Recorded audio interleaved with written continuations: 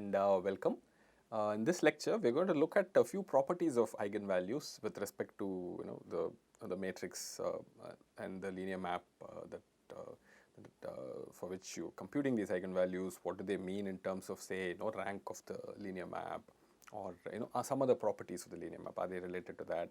Some interesting properties like that, and some connections between eigenvalues for different types of matrices, say A and A inverse. If it's invertible, A and A transpose, are there connections? Are there interesting things to look at? So these are basic properties. Let's quickly go through them. Many of them are easy to prove, but nevertheless, it's good to see them once and understand. Quick recap. The recap just goes through what we've been learning so far, the vector space V, and how a matrix represents a linear map there. We have this fundamental theorem of linear maps and how linear equations can be solved using these notions of null space and on all these ideas, and the four fundamental subspaces of a matrix, its importance. And we also looked at eigenvalue and eigenvector. We now know quite a bit about eigenvalues and eigenvectors. The basis of eigenvectors results in a very simple diagonal matrix representation for the linear map, and we also saw that every linear map has an upper triangular matrix representation. All of these things are important, and we'll use some of them and expand on them to study more properties of eigenvalues, eigenvectors in connection with the matrices. Okay, so let's see that. First thing we'll see is a connection between the null space, nullity, and then invertibility and eigenvalues. So if you have a linear map from linear operator from V to V, of course, there is a very nice connection between the eigenvalue 0 and null space vectors. Okay, so it's very easy to connect. If you think about it, you can see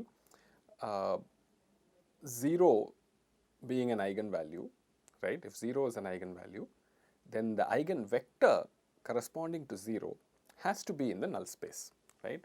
So if V is the eigenvector with eigenvalue 0, then what happens, right? What happens is you have TV equals lambda V, and if lambda is 0, TV becomes 0, right? And V is non-zero, right? So every linearly independent eigenvector with eigenvalue 0 gives you a gives you a set of linearly independent vectors for the null space. Okay, so that is like an if and only if, right? It goes both ways. So how many linearly independent eigenvectors will you have for an eigenvalue 0? It depends on the time. It's exactly equal to the dimension of the null space of T. Okay, so nullity is also the geometric multiplicity of the eigenvalue 0. Okay, so that's another way of thinking about it. GM of 0 is nullity of T. Okay, so this is another relationship you can think about. The geometric multiplicity of the 0 eigenvalue is the number of linearly independent vectors in the null space, right? So this is a nice relationship to remember. So eigenvalue 0 corresponds to null space eigenvectors. So that's a good simple relationship. Now this gives you a very obvious connection to invertibility. Okay, so only if every eigenvalue is non-zero. Okay, so there cannot be an eigenvalue 0 for an invertible operator T. Okay, so this is a good check. Both ways it goes. If T is invertible, no eigenvalue is 0. If no eigenvalue is 0, T is invertible. It's quite a very direct corollary of the above. It's an operator V to V, so all of them are equivalent, right? Injective, surjective, invertibility, and null space dimension being 0 is a condition for invertibility. You can go back to the previous thing and come up with a quite an easy conclusion. Now when T is invertible, is there a connection between the eigenvalues of T and T inverse? Okay, it turns out there is a very direct connection. Okay, so T is invertible and lambda non-zero is an eigenvalue with eigenvector V. Then T inverse has eigenvalue 1 by lambda with the same eigenvector V. Okay, so the proof is sort of trivial. TV equals lambda V, so you can operate with T inverse if you like on both sides, and then you'll write T inverse V equals 1 by lambda into V. So you see V becomes an eigenvector for T inverse and with the eigenvalue 1 by lambda.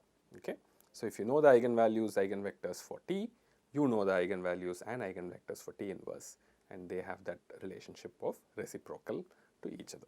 Okay, so even multiplicities, everything will carry over. So T and T inverse are very, very strongly connected with respect to eigenvalues and eigenvectors also. Okay, so that's an important thing to know. Okay, what other properties are there? Let's look at eigenvalues and transpose. We saw inverse has this connection. What about transpose? It turns out they also share the same set of eigenvalues. Okay. So, if lambda is an eigenvalue of A, then lambda is an eigenvalue of A transpose also. The proof again is quite simple. If lambda is an eigenvalue, then A minus lambda I is non-invertible. Okay. But we know rank of A minus lambda I is the same as rank of A transpose minus lambda I. How do I know that? So, row and column space get turned around, but their dimensions remain the same whether you do A or A transpose. So, you do A minus lambda I, the dimension of its row space or column space will be the same as the dimension of row space or column space of A transpose minus lambda I. So, the rank is the same, which means A transpose minus lambda I is also non-invertible. So, if A minus lambda I is non-invertible, A transpose minus lambda I is non-invertible, so lambda becomes an eigenvalue. But interestingly, the eigenvectors are now going to be different. Okay.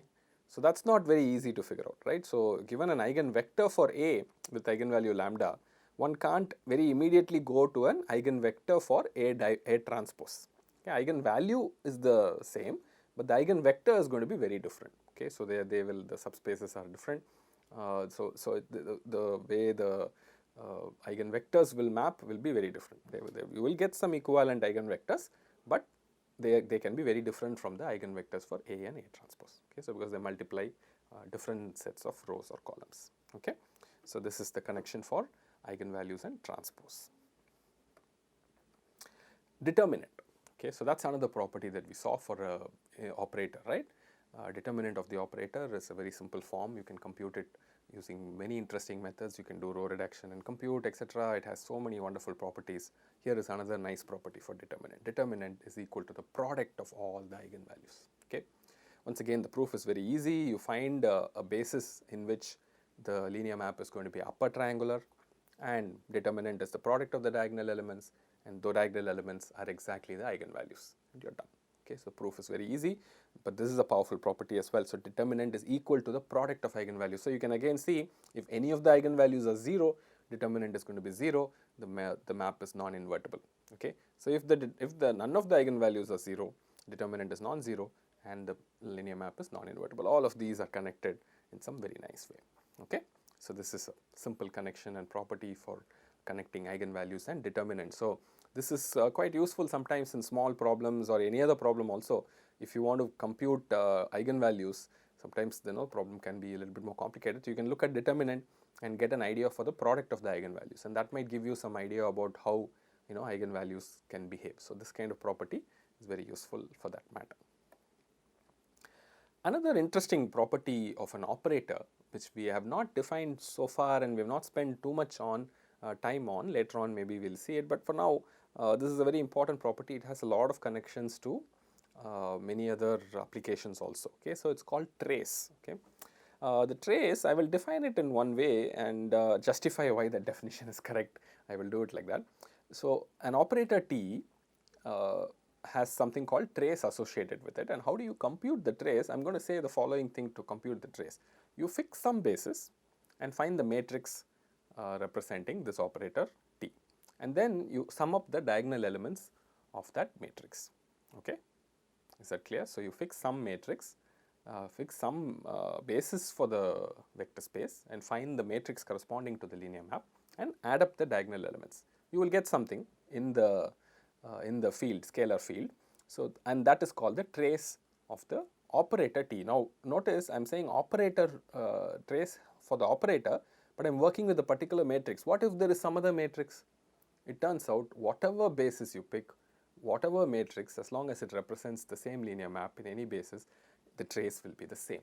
Okay. You can't change by changing the basis. You can pick any basis you like, you will get the same trace. Okay. So, for that, why is this definition valid? It is because the sum of diagonal elements of SA S inverse for any invertible S and the matrix A are equal.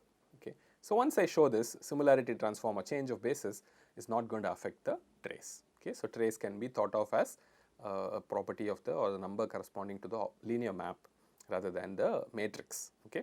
So, how do you prove this? The proof is not very hard. There are two properties. The first property is trace of AB equals trace of BA. Okay. Remember, AB and BA have to be square matrices, but A and B need not even be square for this property to hold. Okay. So, but AB needs to be square, BA needs to be square. then trace of AB will be equal to trace of BA. This is a very simple exercise, just a question of finding out the diagonal elements, summing them up and seeing then whether you do AB or BA, the diagonal elements will sum up to the same value. Okay, it's not very hard to prove. Okay, one can prove this. Once you show this, showing the trace of SA S inverse and A being equal is quite easy. Okay, so you read SA S inverse as S times A S inverse, and this is your AB, and that's same as trace of BA.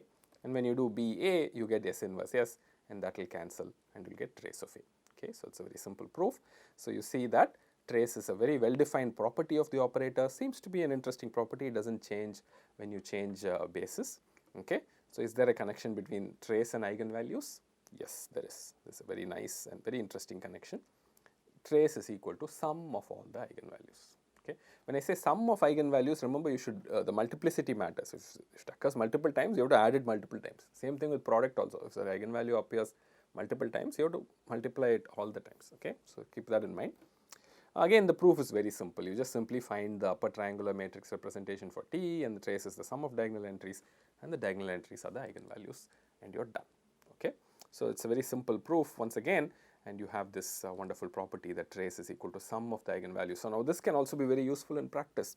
Quite often a matrix is given to you, maybe it's big, maybe it has some structure to it, but you can find the trace. Trace is simply the sum of the diagonal elements, and you know that the eigenvalues all add up to that number, and that can give you some good input to quickly find out the eigenvalues themselves. Okay, so this is also something important. So in this short lecture, to summarize, we saw a few nice and simple properties of eigenvalues, eigenvectors, and you can see that they tell you more and more about the linear operator. Okay, so they are very nicely tied up with a lot of foundational fundamental properties.